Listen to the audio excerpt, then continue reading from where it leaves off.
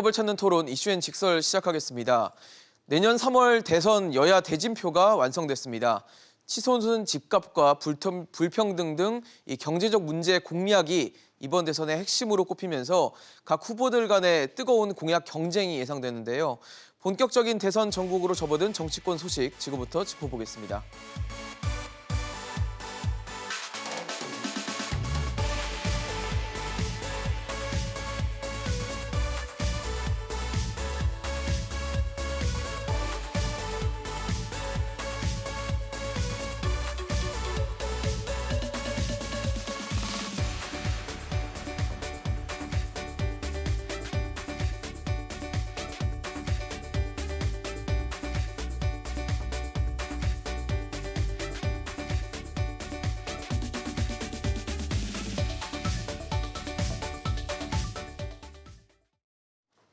네, 오늘 함께해 주실 세 분 소개하겠습니다. 현대경제연구원 최양호 고문, 동국대 행정대학원 김종욱 대우교수, 김수민 시사평론가 나오셨습니다. 어서 오십시오. 반갑습니다.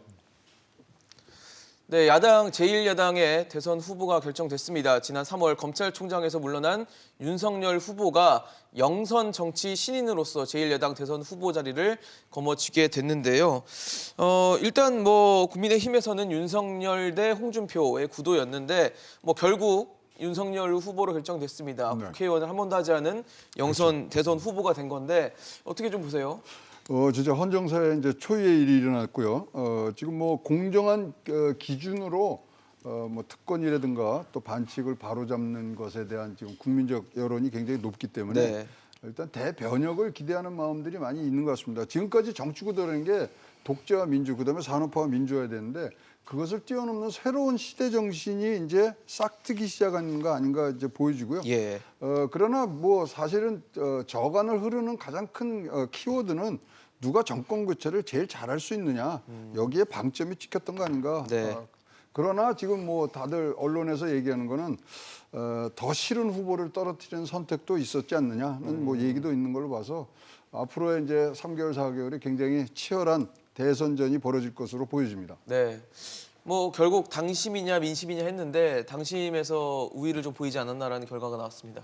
예, 그래서 그것 때문에 윤석열 후보가 선출되긴 했습니다만 또 하나의 것이 우려라고 얘기를 하는 측면들이 분명히 있는 거죠. 그러니까 일반 여론조사에서는 거의 10% 정도가 뒤지는 상황이었는데 그러니까요. 책임당원 선거에서 22.9%를 이김으로써 이제 6.3% 정도를 우위를 우세를 차지하면서. 해서 네.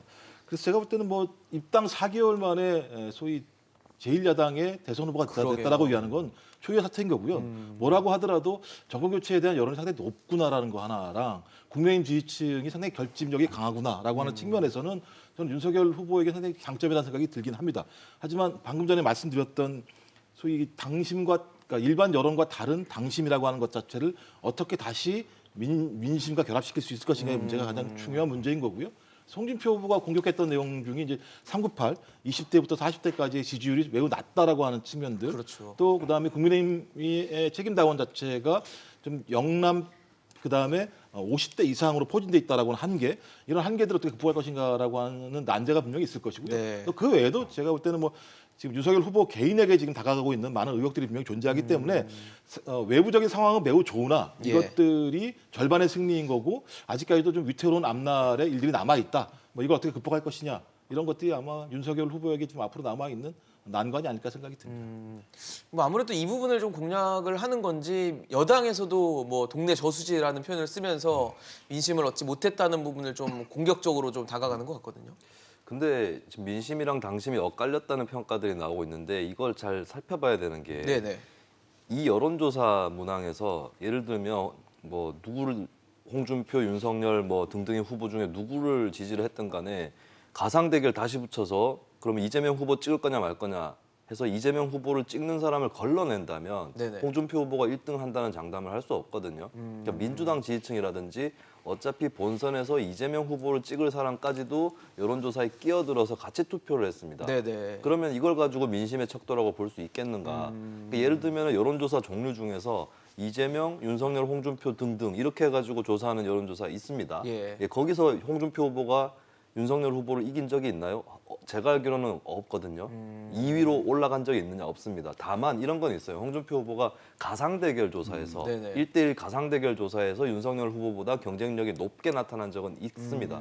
그렇지만은 이제 본인의 고유 지지율이 윤석열 후보를 앞지른 적은 없었다라는 거, 그걸 감안했을 때 민심과 당심이 엇갈렸다고 보기는 어려울 것 같습니다. 그리고 당심 부분에서도 홍준표 후보가 지기는 했지만 2차 경선이라든지 이때까지보다는 격차를 좁혔거든요. 네네. 그리고 마치 민주당의 3차 경선 선거인단이 이낙연 후보에게 몰표를 어느 정도 주면서 좁히는 네네네. 그런 구실을 했듯이 국민의힘에서도 지난 5월 말부터 새로 가입한 신규 당원들, 그중에서도 2030, 40 세대, 그중에서도 이번 투표 기간 초기에 모바일로 투표했었던 분들, 이분들이 마치 민주당의 3차 선거인단처럼 네네. 홍준표 후보에게 좀 쏠렸지 않을까. 예, 사실은 그 애초에 어떤 예상보다는 홍준표 후보가 많이 추격을 한 거거든요. 그래서 이것은 전반적으로 당신과 민심의 어떤 분리 혹은 교차라고 보기는 어렵다. 네. 비슷하게 가는 흐름이 있었다는 거, 이걸 좀 지적을 하고 싶습니다. 그런데 사실 2030 좀 젊은 세대들은 결국 윤석열 후보를 좀 외면한 거 아니냐라는 뭐 데이터나 숫자들이 나오다 보니까 그 부분에 대한 어떤 개선 이런 건 필요하다는 지적이 있거든요. 확실하게 윤석열 후보가 2030 세대한테 인기가 없는 건 맞아요. 예, 그거는 확실한 사실이라고 볼 수 있겠고, 일단 전체 구도로 봤을 때 이 경선이 좀 재밌었던 것은 어떻게 보면 좀 얄궂었던 게 뭐냐면 예. 민주당도 마찬가지인데 원래 이재명 혹은 윤석열이라는 카드는 중도 확장을 위해서 만들어진 카드입니다. 그렇죠. 이재명, 윤석열 둘 다 변방의 정치인 혹은 정치인도 아니었던 주류가 사람. 아니었던. 그렇죠. 네. 그런데 이게 경선을 하다가 보니까 이미 경선 돌입 시점에서 이낙연, 홍준표라는 그 원래의 주류 핵심 이미지를 갖고 있었던 후보들이 처져 있는 상황이 됐고, 이재명, 윤석열 투톱으로 이제 특히 4.7 재보선 끝나고 나서 그렇게 굳혀졌거든요. 근데 여기서 여론의 반전이 일어나는 것이 이재명, 윤석열이 그냥 민주당과 국민의힘을 상징하는 인사가 돼버린 겁니다. 아, 예, 거꾸로 이낙연, 홍준표 후보가 변방, 비주류, 중도 도전자 확장 이미지가. 카드처럼 돼버린 거죠. 그런 상황에서 이제 윤석열 후보 개인적으로도 2030 세대에게 좀 어필할 수 있는 그런 요소들을 별로 내놓지 못했고, 예를 들면 이제 본인이 검사 출신이고 권력형 비리 사건을 많이 이제 맡았는데, 그렇죠. 20대 입장에서는 그런 사건들이나 사안들보다는 뭐 최저임금 또 뭐 더 와닿는 일자리, 문제들이죠. 부동산 이런 사회 경제적인 문제에 관심이 있는 것이 20대입니다. 보통 권력형 비리, 검찰 개혁 이런 문제는 40대, 50대 정도 돼야 이제 관심이 좀 생기기 마련이거든요. 그런 면에서 윤석열 후보가 특별히 끌리는 요소가 없었다라고 하는 게 있었고, 그다음에 홍준표 후보 같은 경우는 사실 되게 격세지감인 게 4, 5년 전에 지난 대선 때 네네. 홍준표 후보가 SNS에 이런 글을 올립니다. 야들아 너희는 왜 나를 싫어하냐? 아, 네, 젊은 내가 너희의 세대들에게. 롤모델인데 20대한테 인기가 굉장히 낮은 후보가 홍준표 홍준표 후보였거든요. 후보였는데. 이게 시간이 지나면서 일종의 프레임들이 이제 뭐 알고 보면 좋은 사람, 좀 속 시원하다라는 예, 평가들도 그리고 있고요. 구관이 명관 이런 우리의 일상생활에도 깃들어 있는 프레임이 있죠. 이런 것들을 좀 건드린 게 있었습니다. 그리고 홍준표 후보 지지층이 소위 이제 인터넷에 많이 커뮤니티에 있는 20대 뭐 안티페미니즘 성향을 갖고 있는 이런 쪽에 국한돼 있는 게 아니에요. 예, 또 어떤 비수도권의 블루칼라 계층이라든지 네네. 지난 대선 때 안철수, 유승민, 심상정 후보를 찍었던 이 사람들도 또 편입이 돼 있었던 거예요. 그래서 이 층은 다양하기 때문에 윤석열 후보가 잘 가져가면은 대선에서 이기는 거지만, 근데 잘 가져가기가 쉬울까? 현재로서는 이제 그렇죠. 난제가 나타났다라고 볼 수 있겠습니다.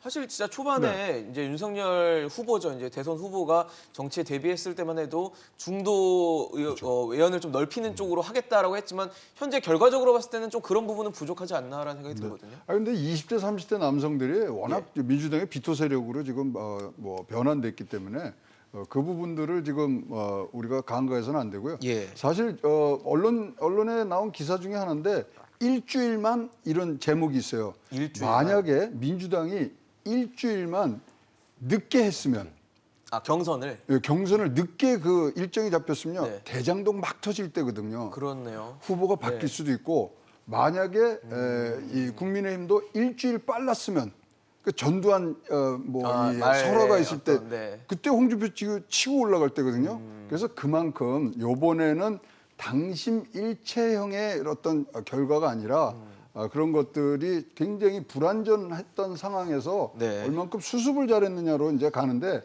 진영 내 비토 세력이 지금 존재합니다. 그래서 이 뭐 여든 야든 어떻게 하든지 정권 교체라든가 정권을 뭐 다시 재창출하는 데 있어서의 예. 대의 앞에서 적정 분야를 안 하게 만드는 후보가 앞으로 승기를 잡지 않겠냐 이렇게 보여집니다. 사실 결과적으로 지금 상황을 놓고 보면 국민의힘은 영선 30대 당대표 그리고 영선 대선 후보를 지금 배출한 당이 됐습니다. 야당, 제1야당인데도 이런 상황이 되다 보니까 이제 뭐 정치 흐름이 바뀌고 있는 것인지 아니면 뭐 여러 가지 좀 달라지는 부분이 생기는 것인지에 대한 관심도 들면서 이런 그러니까 국회의원 한 번도 하지 않았다라는 것 자체가 이제 만약에 경험의 부족이라면 이런 경험이 좀 있는 김종인 전 비대위원장이 다시 한번 또 선거판에 뛰어드는 그런 모습에 대해서도 많은 분들이 관심을 좀 갖고 계신 것 같거든요. 뭐 이건 좀 고민을 해볼 대목들은 분명히 있을 것 같습니다. 예. 말씀하신 것처럼 김종인 전 비대위원장 같은 경우가 매번 선거에 참여해서 상당히 좀 귀신같이 네. 성공을 시키는 잘 사례들이 이끌었던, 많았었기 때문에 예. 이번에도 그런 효과를 뭐 보이지 않겠는가라는 분명히 얘기가 있고요. 이제 이 바탕 이전의 핵심은 영선 후보들이라고 얘기하는 건 이 기성 정치에 대한 국민들의 혐오 또는 정치에 대한 어떤 신뢰감이 답답함과, 떨어져 버린 층들이 네. 굉장히 높기 때문에 비주류라고 하는 아웃사이더들을 통해서 좀 정치권을 좀 바꿔보고 싶어하는 욕망들이 분명히 있다는 생각이 들거든요. 이런 욕망들이 반영된 게 이제 민주당에서는 이제 저 이재명 후보인 거고 국민의힘에서는 이제 윤석열 후보라고 하는 것으로 등장했다라는 생각이 드는 거고요. 일단 저는 이 힘이 가장 기본이 돼야 된다. 예. 이 힘이 기본이 안 되고 뭐 예를 들면 어느 순간 윤석열 후보가 선출이 됐는데 갑자기 김종인 비대위원장 얘기만 나오게 된다면 그건 가치가 떨어질 수밖에 없다는 생각이 주객전도가 되는 분명히 거겠죠. 드는 거죠. 예. 그래서 처음은 저는 이제 그 김종인 전 비대위원장이 과거 같은 자신의 위치를 요구한다고 얘기했을 때 윤석열 후보가 이것을 동의해 줄 것인가.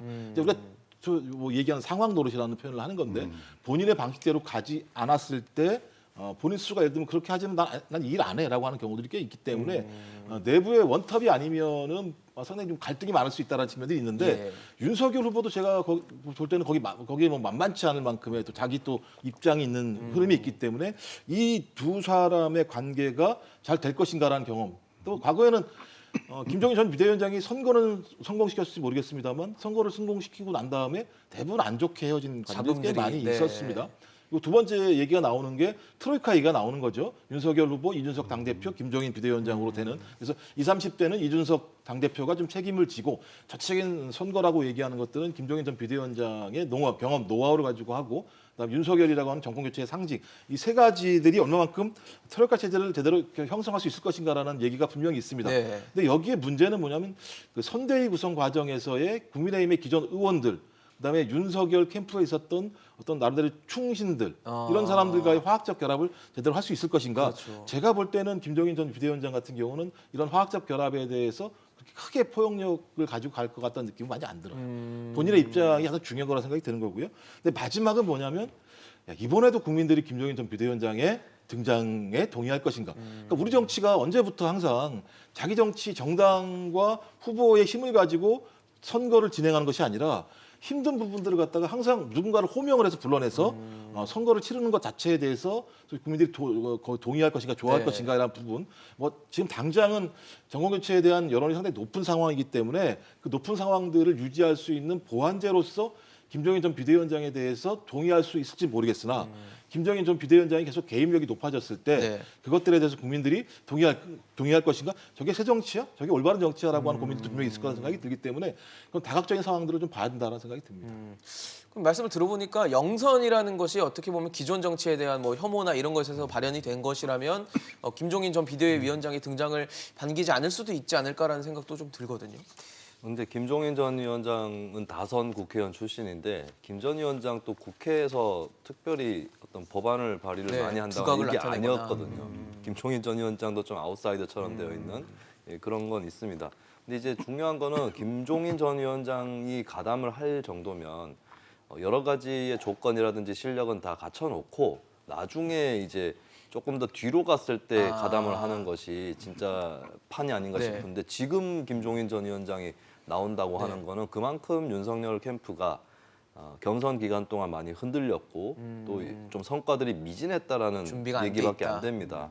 그래서 김종인 전 위원장이 어떤 선택을 할지, 그러니까 무엇을 기다리고 있었을지는 좀 알 수 없는 부분이라서 그 그렇죠. 부분은 좀 제껴놓도록 하고 근데 김 전 위원장이 가담을 하면 이제 원톱에다가 캠프를 완전 해체하고 다시 만드는 수준으로 간다는 얘기가 있는데 그거를 이제 윤석열 후보 측이 받아들일 수 있을까? 특히 그러게요. 윤석열 후보와 함께 캠프를 해왔었던 좌장들이라든지 네. 이쪽에서 과연 받아들일 수 있을까? 이 부분이 또 하나의 그 갈등의 불씨가 되지 않을까? 네. 예, 그렇게 보여집니다.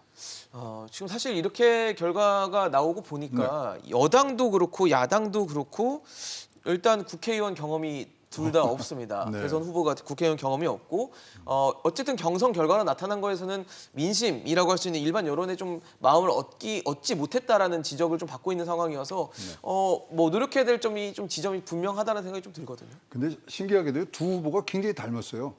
어떤 지점이 닮았어요? 뭐 4주부터 보면 12월생이고 12월 8일, 12월 18일이고요. 아. 술시에 같이 태어나고요. 네. 뭐 등등이 같은 뭐 법조계 출신이면서 네. 지금 영선 특히 그렇죠. 이제 뭐 외부 그러니까 주류 세력이 아니었다는 부분들이 비주류. 예, 네. 굉장히 지금 뭐 하는데 군 미필까지 똑같습니다. 지금 네. 아. 등등이 하면서 두 분 다 마초맨이에요.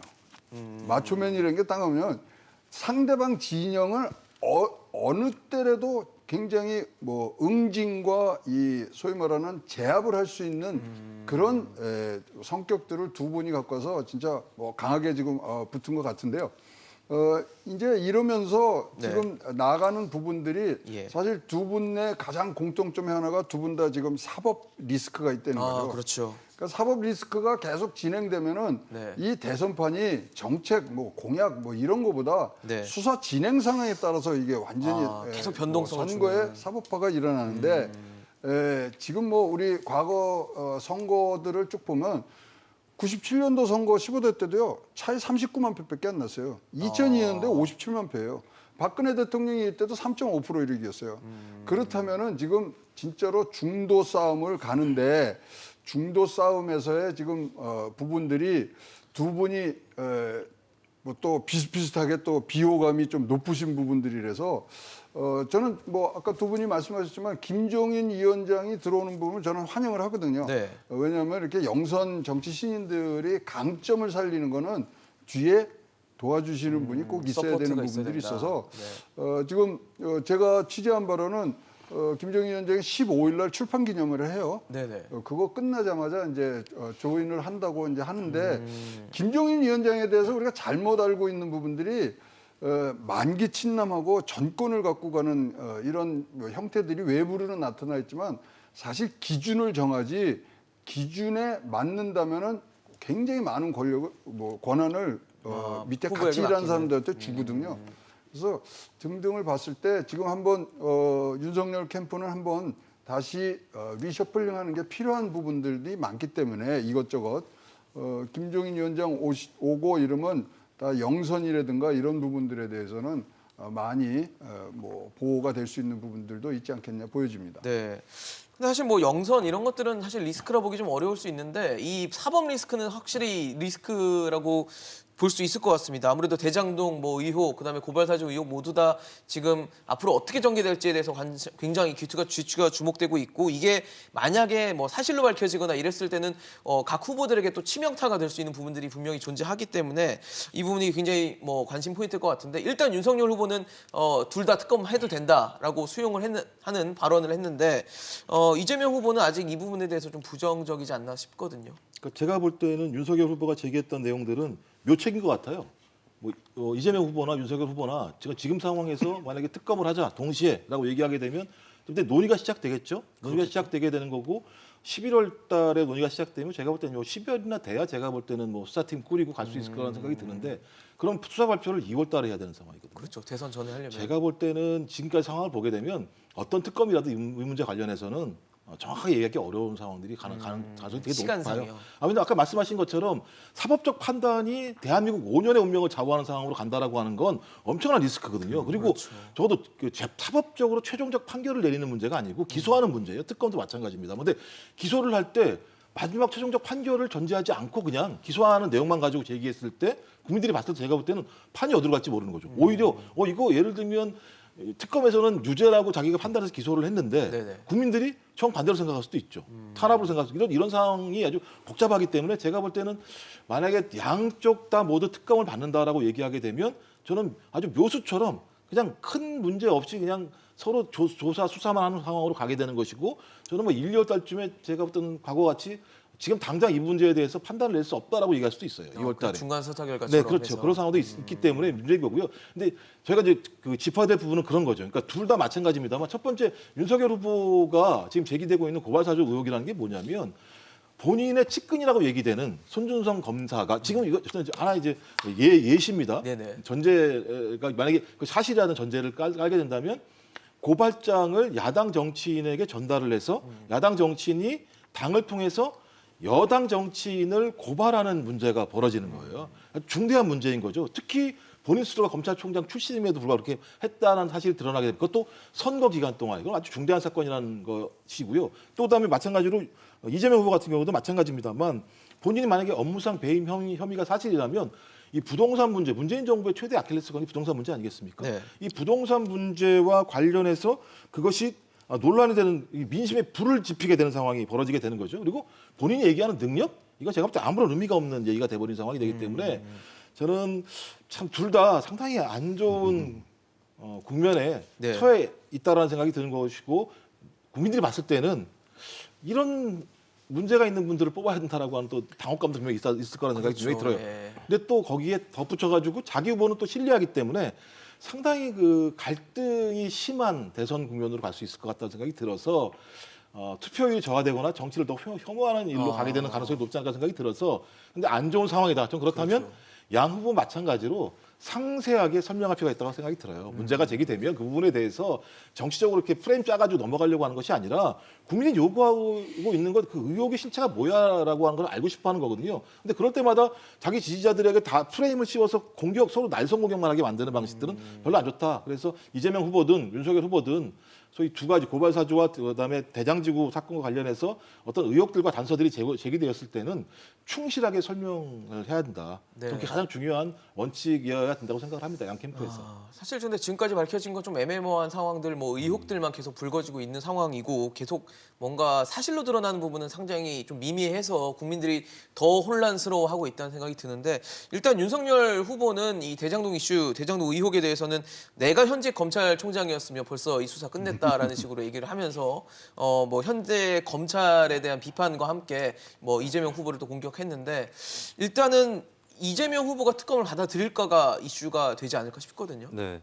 일단 방금 말씀하신 윤석열 후보가 내가 검찰총장이면 끝냈다 네네. 이런 언급은 저는 바람직하지 않다라고 봅니다. 그러니까 본인이 검찰총장 출신이고 그만둔 지 얼마 안 돼서 대선에 그렇죠. 나온 상황인데 아직까지 검찰 일에 몰입하는 듯한 태도를 보여주는 것은 올바르지 않다. 그러니까 네. 검찰 수사가 오히려 아예 디테일하게 얘기를 해서 뭐가 안 되고 있고 이런 부족한 과정에서 부분들을. 어떤 문제가 발생하고 있고 또 그거 문제가 발생하는 구조적인 원인이 뭐고 그렇다면 정권이라든지 법무부의 문제는 뭐냐 차라리 그렇게 구조적으로 설명한다면 모르겠는데 내가 검찰총장이면 저렇게 안 됐다 그러면 이제 뭐 국민 일부에서는 그럼 다시 총장 하십시오 이렇게 얘기를 할 수도 있는 거거든요. 그래서 그런 얘기는 하지 않는 것이 좋다라고 생각하고 거꾸로 그러면 뭐 이재명 후보가 네. 나보고 고발사주 특검 시켜주면은 다 잡아낼 수 있다 이런 식으로 얘기하면 되겠습니까? 그건 아닌 것이죠. 그래서 이제 물론 이제 현재 검찰의 대장동 수사라든지 또 공수처도 마찬가지예요. 고발사주 의혹 수사에 대해서 제대로 못 하고 있는 것이 맞습니다. 네. 그러니까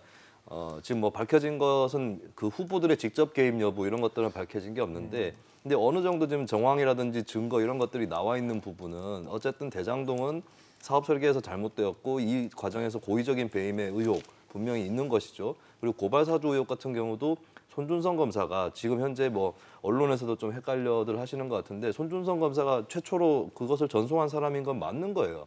본인이 반송했다는 논리를 펴고 있는데 네네네. 디지털 시대에 무슨 반송이 무슨 얘기인지 저는 모르겠고 그 자료에 보면 다 손준성 보냄이라고 찍혀 있습니다. 그리고 그것이 어찌됐든 간에 김웅 의원에게 전달이 된 것도 네네. 사실인 거거든요.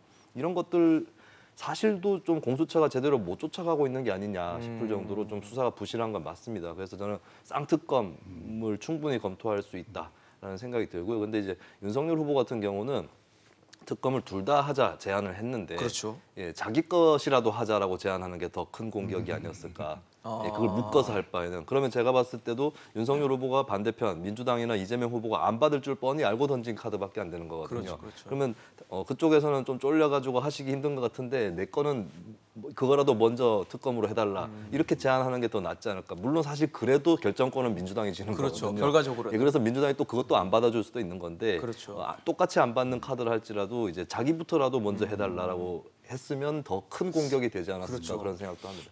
보기에는 되게 다른 의미로 좀 다가오지 않을까라는 생각이 좀 드는데 아니 근데요 이게 예. 등가가 성립이 안 되잖아요. 대장동이면은 국민들이 완전히 피부로 와닿는 거거든요. 부동산 이슈고요. 예, 그다음에 저 뭐 고발 사주력은 사실 법조계에서 그거 한 부분들에서 다가오는 게 틀린데 사실 지금 이제 여당에서도 살살 이거 다 받자는 얘기 나와요. 저 유인태 전 사무총장이 말씀하셨죠. 특검 거부를 지금 뭐 당위성이 굉장히 약하다.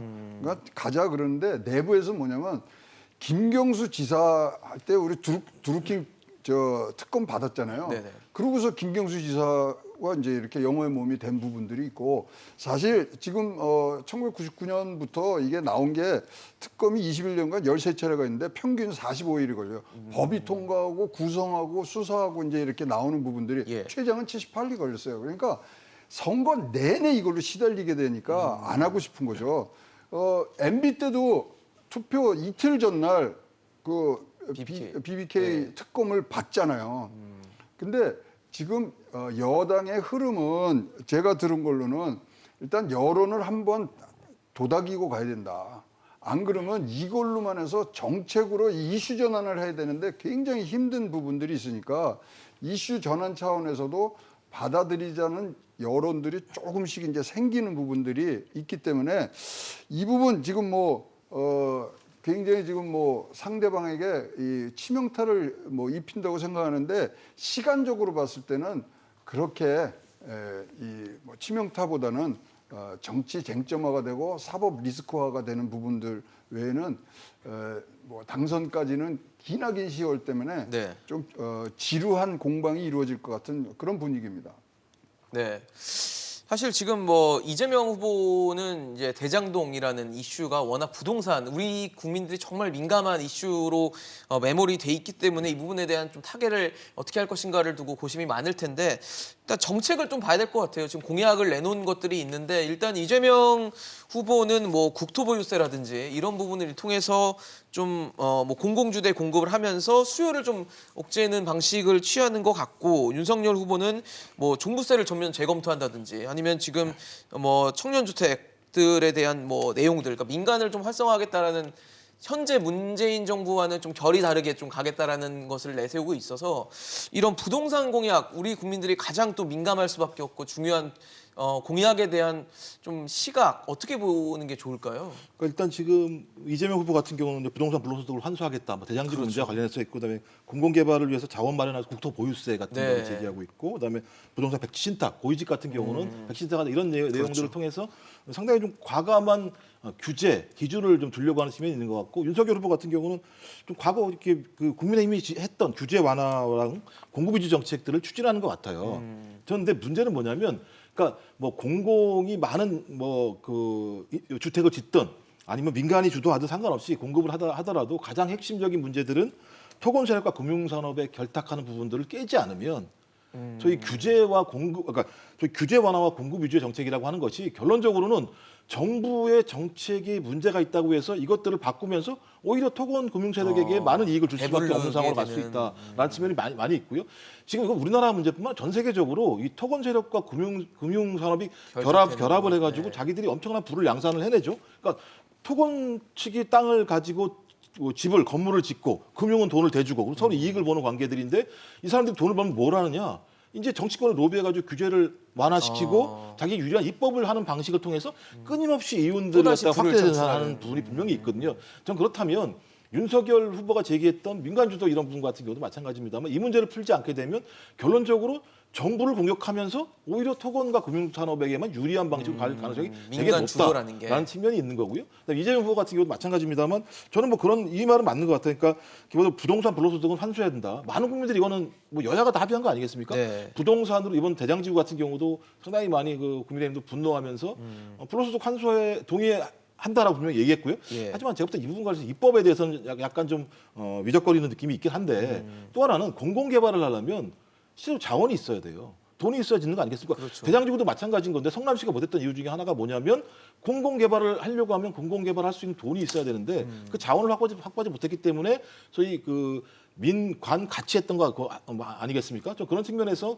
국토보유세 같은 경우를 통해서 국토보유세가 여기마다 쓰이는 건 아니겠습니다만 예. 어떤 그 공공이 소위 이 주택들을 공급할 수 있을 만큼의 자원을 마련하는 문제, 그다음에 부동산 백지 신탁 문제 같은 경우는 뭐 헌법소원 논란이 많긴 합니다만 핵심 내용은 그런 것 같아요. 그러니까 소위 고위직 공무원들이 소위 정책들을 주무르는데 정책을 주무르는 과정에서 자기의 부동산 이익들이 좋은 방향으로만 흐름을- 정책들을 흐르게 하지 않겠느냐라는 측면에서 좀 상징적인 의미로서 제기한 거라는 생각이 드는 거고요.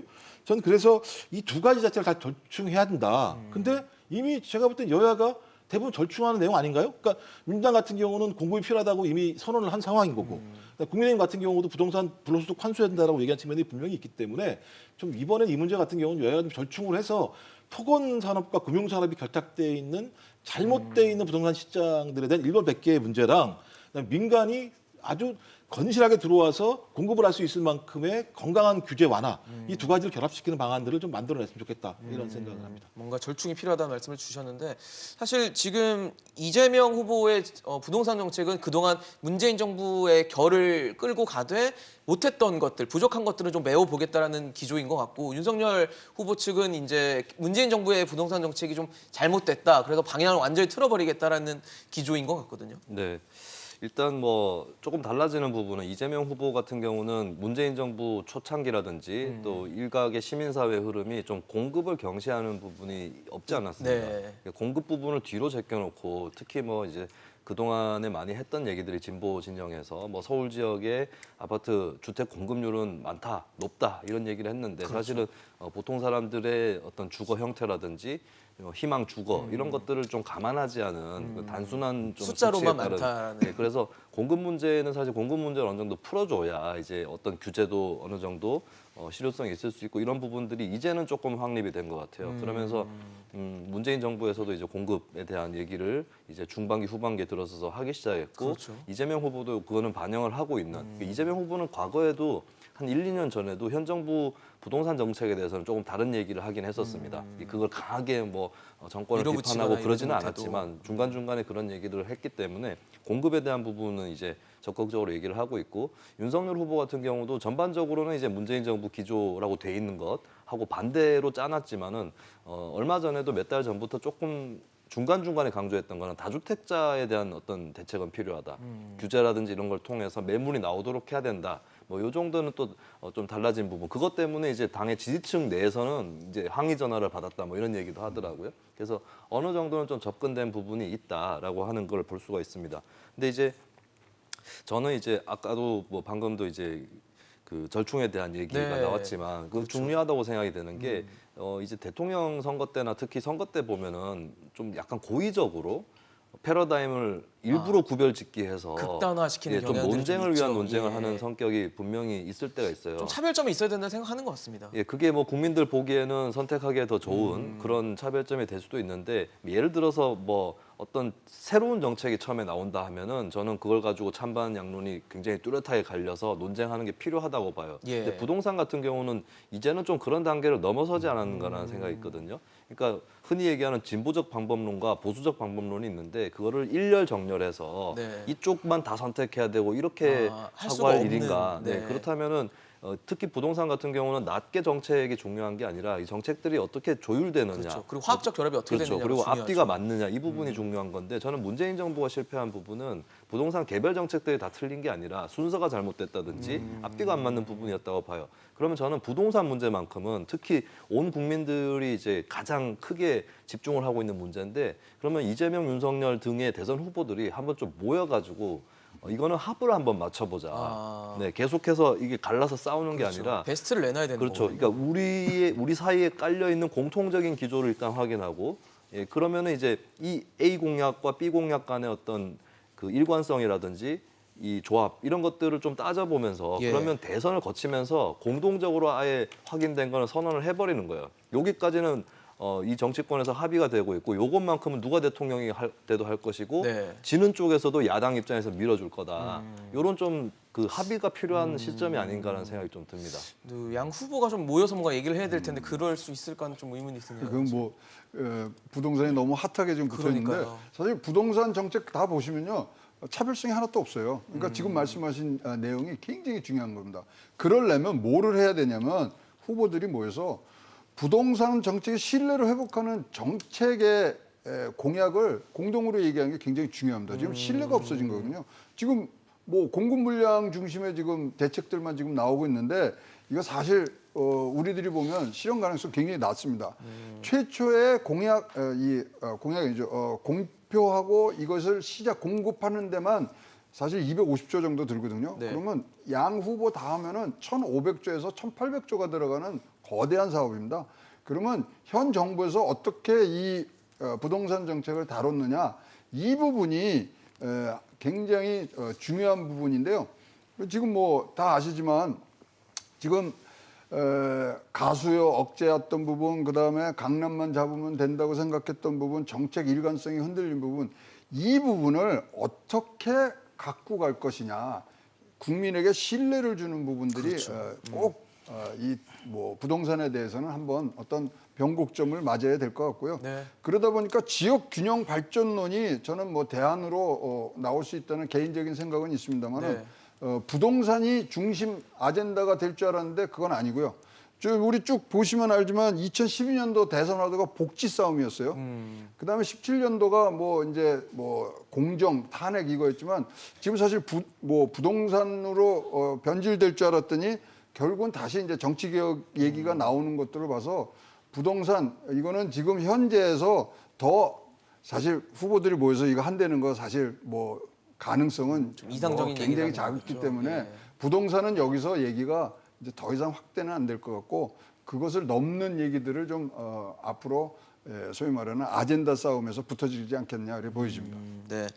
사실 뭐 이렇게 중요한 정책 공약 여러 가지가 있는데 그중에 좀 최근에 또 논란이 되고 있는 게 재난지원금입니다. 저희가 뭐 1년 반 넘게 지금 재난지원금 얘기를 하고 있는데 이번에도 지금 전 국민 재난지원금을 지급해야 된다는 게 이재명 후보의 생각이고 그 기반에는 이 초과 세수가 많이 거쳤다. 그렇기 때문에 힘들었던 국민들에게도 돌려주면서 자영업자들 소상공인들 힘든데 손실보상해주고 그다음에 재난지원금을 지급을 해서 소비를 좀 일으켜야 된다. 그래서 양쪽 지원을 해줘야 된다는 게 이재명 후보의 얘기인데 그리고 나서는 뭐 또 자신이 말한 게 다 이루어질 거라 생각 안 한다라고 하면 한 발 좀 빼는 모습을 보여서 이걸 지금 어떻게 봐야 될지도 좀 포인트가 되지 않을까 싶거든요. 예, 뭐 지금 이재명 후보가 제기했던 부분들은 뭐 대강 국민들한테 100만 원 정도는 줘야 되는 거 아니냐 이런 얘기를 하는 것 같아요. 예. 한 50만 원 정도 갔는데 제가 생각해도 뭐 농담 같은 얘기입니다만 2년 동안 국민들이 산 마스크값만 하더라도 제가 볼 때 그 정도 될 것 같아요.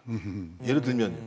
그러니까 모든 이 코로나19와 관련된 고통 부분들을 국민들에게 다 부과할 수는 없다라고 생각하는 거고요. 그럼 다 아시겠습니다만 당연히 가계 대출이 더 늘어날 수밖에 없는 거죠. 국가가 지원해주지 않고 경제 볼륨들은 커지지 않는 상황에서 당연히 국민들이 그 부분들을 메꾸기 위해서는 대출할 수밖에 없는 거니까. 그러니까 제가 볼 때 재정 건전성 문제 같은 경우는 여야가 이제 싸울 필요가 없을 것 같아요. 왜냐하면 이재명 후보가 예를 들면 재난지원금 전 국민 지원하겠다고 한 얘기나 네. 윤석열 후보가 소상공인한테 50조 원 하겠다고 한 얘기나 결론적으로 따지고 보면 50조 정도가 일단 재난지원 형태로 간다는 거 아니겠습니까? 전 그렇다면 여야 마찬가지로 재정건전성 문제 같은 경우는 큰 문제가 아니라고 판단하는구나. 만약에 그렇게 얘기해놓고도 재정건전성이 문제가 있다고 얘기하면 앞뒤가 안 맞는 얘기이기 때문에 그 얘기는 필요가 없다는 생각이 드는 거고요. 그래서 일단 저는 많은 나라들이 코로나19 과정에서 소위 확장 예산을 통해서 국민들에게 직접적인 지원들을 많이 할 수밖에 없습니다. 그래서 상식인 거고 한국은 거기에 비하면 직접적인 지원이 높지는 않은 상황이에요. 그리고 무슨 뭐 재정 건전성을 뭐 계속 얘기하고 있습니다만 재정 건전성도 다른 나라에 비하면 상당히 낮은 수준인 건 사실인 거거든요. 숫자가 그러니까 올해 말에 IMF 기준으로 따지면 51% 정도 된다고 하는 거고 네네. 2년 전, 3년 전에는 40% 정도밖에 안 된 네, 상황이니까 39%, 40% 또 그다음에 속도도 막 얘기하는데 IMF에서도 나왔다고 그러는데 속도는 당연히 재정 건전성이 낮은 나라가 확장 예산을 통해서 재정이 높아지게 되면 당연히 그만큼 빠를 비율이 더 수밖에 빨리 없다. 올라갈 수밖에 없는 상황이기 때문에 저는 이런 숫자 들어오면 중요하지 않다. 핵심은 국가의 재정 건전성은 그래도 건강한데 국민들이 이렇게 힘들어하는 상황들을 어떻게 방치할 수 있을 것인가? 그렇다면 어떻게 지원할 것인가라는 문제인 거거든요. 그러니까 전체를 지원하게 되면 소액이 되기 때문에 문제가 있다라고 제기하는 것이고, 그다음에 선별적으로 지원하게 되면 선별적으로 지원받는 분들은 많이 갈지 모르겠습니다만 이 선별 지원하는 기준과 관련해서 사회적 갈등이 너무나 많이 있는 것이고 이런 과정에 대한 비용도 굉장히 많이 드는 측면들이 있거든요. 전 그렇다면 양 정당이 50조 원 정도는 일단 하겠다라고 얘기한 측면이 분명히 있는 거 아니겠습니까? 뭐 네. 민주당이 아직 이재명 후보가 제안은 했지만 아직 전체적인 공약은 아니라고 얘기했으니까 알 수 당의 공약은 없겠습니다만 아니다. 네. 쌍방 다 50조 원이라고 하는 기본 베이스 국민에게 네, 지원하는 비용들이 지출이 필요로 있기 필요하다면. 때문에 그 플러스 알파 또 다른 지원을 패키지로 하는 소위 그 코로나 이후 대국민 지원책들을 어떻게 할 것인가에 대해서 저는 이걸 합의할 수 있다고 봐요. 합의가 이게 다 좀 필요하다는- 나온 얘기이기 때문에 네. 그런 거고요. 그래서 좀 제발 좀 재정 건전성 논의 같은 경우 자, 서로 상대방을 공격하기 위해서 자기들은 그렇게 하면서 상대방만 공격하는 이런 논리적인 모순은 좀 갖지 않았으면 좋겠고 네. 더 중요한 건 국가가 건강하고 부유해지려면 국민이 건강하고 부유해져야 돼요. 저는 그게 원칙이라고 봐요. 알겠습니다. 사실 지금 뭐 여러 가지 얘기를 또 해야 되는데 지금 제가 평론가님께는 그거 여쭤보고 싶어요. 지금 일단 제1야당에서는 윤석열 후보가 됐고 여당에서는 이제 이재명 후보가 됐는데 또 다른 대선 후보들이 있어요. 안철수 국민의당 대표도 지금 대선 출마를 선언했고 심상정 후보도 이제 대선 후보로 있기 때문에 안철수와 심상정의 역할론에 대해서 많은 분들이 얘기를 또 하시거든요. 근데 안철수 후보는 지금 완주하겠다, 단일화에 대해서는 좀 거부하는 입장을 좀 비춰서 앞으로 좀 흐름이 어떻게 될지가 좀 궁금하거든요. 네. 현재 여론조사에서 정권 교체냐 정권 연장이냐 예. 이렇게 설문을 하면 압도적으로 정권 교체가 높게 나타나고 정권 교체 여론하고 국민의힘 또는 윤석열 후보 지지 여론 간의 격차가 굉장히 커요. 네네. 그거는 안철수 후보가 안심하고 완주할 수 있는 그런 여건이 되었다라고 볼 수가 있겠습니다. 그러니까 안철수 후보 같은 경우는 국민의힘의 표밭도 잠식할 수 있지만 민주당의 표밭도 잠식할 수 있는 거고 2016년 총선이 예입니다. 그때 안철수 대표가 국민의당을 만들어서 민주당을 깨고 나갔을 때 이 어부지리로 새누리당이 이길 거다라고 했지만 결과는 새누리당이 지는 결과로 갔거든요. 그러면 이제 안철수 후보의 어떤 양면성이 있어요. 네네. 후보로서 다 차지할 수 확장성에서. 있는. 그래서 네. 예, 그런 부분을 봤을 때 단일화를 굳이 안 할 가능성이 분명히 있다라고 하는 겁니다. 심상정 후보 같은 경우도 이제 민주당하고 정의당 간에 최근 몇 년 동안에 분위기가 공조를 하기는 했지만 2020년 총선 전까지요. 근데 그때 위성정당 사태부터 해서 현재까지의 뭐 정책적으로도 뭐 중대재해기업처벌법이라든지 이런 네, 것들 네. 뭐 차별금지법 이런 거 추진을 했지만 민주당하고 맞지 않는 결이 맞지 않았죠. 그렇게 예. 갈등하는 국면으로 조금씩 왔기 때문에 특히나 이번에 국감 때 드러난 거지만 심상정 후보 입장에서는 이재명 후보의 그 대장동 의혹을 안고 있는 상황에서 후보 단일화를 해줄 생각은 없어 보여요. 그렇다면 이제 안철수, 심상정 이 두 주자가 안심하고 그냥 완주를 할 수 있는 그런 여건이 좀 성숙되고 있는 것 같습니다. 고모님은 좀 어떻게 보세요? 네, 뭐 말씀하신 데 뭐 적극 또 동의를 하는데요. 사실 저 19대 대선 때 보면은 문재인 대통령이 이기셨지만 보수 다 더하면 52, 진보 다 더하면 47이었거든요. 그러니까 뭐 그때 홍준표, 유승민 거에 나눠 가지면서 그렇게 됐기 때문에 이 뭐 구도는 뭐 크게 국민들이 조금 보수적인 면은 있으신데 그때 이제 시대적 정신에 따라서 이제 선택을 어떻게 하시냐 부분들이라서 예. 그 뭐 이 전체를 보면서 볼 때는 단일화가 꼭 필요한 거냐 이 부분에 대해서도 좀 이제 다른 대선과 비교했을 때 큰 영향은 미치지 않을 것 같은 생각이 있고요. 네. 현재 제일 저는 걱정이 되는 게 이제 이러면서 부동산이 이렇게 뭐 크게 뭐 다르지 않은 부분들이 있는데 지금 대선 공약 중에 빠진 부분이 하나 있어요. 뭔가요? 노동이 없어요. 아, 그래서 노동 이슈 쪽에. 노동 부분에 대해서 조금 빠르게 양 후보들이 좀 입장을 내주셔야 사실 노동이 시작이거든요. 문재인 대통령의 1호 공약이 뭐였어요? 일자리였지 않습니까? 그만큼 중요한 부분들을 지금 빨리빨리 차근차근 뭐 이거보다는 빠르게 국민들에게 좀 설득하는 그런 뭐 분위기가 좀 됐으면 좋겠습니다. 네. 교수님 어떠세요? 지금 뭐 좀 짧게라도 좀 의견을 여쭤보고 싶어요. 그러니까 저는 좀 이제는 그러니까 왜 단일화를 하지? 무엇을 위한 단일화지? 한 토론을 좀 해봤으면 좋겠어요. 그러니까 각 정당들이 자기들이 생각하는 정책들과 대안들이 분명히 있는 거 아니겠습니까? 네, 네. 근데 단일화를 한다라고 하는 것은 권력을 나눈다는 건데 대한민국 구조상 권력을 나눌 수가 없어요 실제적으로. 그러니까 왜 단일화하는지에 대한 근본적인, 그러니까 오히려 자기 스스로가 자기의 주장이 무엇인지에 대해서 대중에게 밝힐 수 있는 대선이라는 중요한 공간은 네네. 지속적으로 자기들의 입장을 가지고 갔으면 좋겠어요. 저는 단일화가 정당들을 성숙시키지 않았다. 네네. 그래서 단일화는 오히려 어떤 독이 될수 있다는 이합집산들이나 이런 것들이 많아졌기 때문에 이제는 그냥 자기 정당에 맞게 국민에게 호소하는 게 더 좋은 방법이고 민주적인 정치라는 생각이 듭니다. 알겠습니다. 이제 대선 대진표가 어느 정도 짜여졌습니다. 앞으로 대선판이 더 빠르게 흘러가지 않을까 생각이 드는데요. 각종 공약들 이런 것들이 국민을 위한 공약들이 돼야 될 것으로 보입니다. 오늘 대선과 관련된 정치권 얘기 최양호 고문, 김종욱 교수, 김수민 평론가와 함께했습니다. 이슈앤직설 오늘 준비한 소식은 여기까지입니다. 지금까지 시청해주신 여러분 고맙습니다.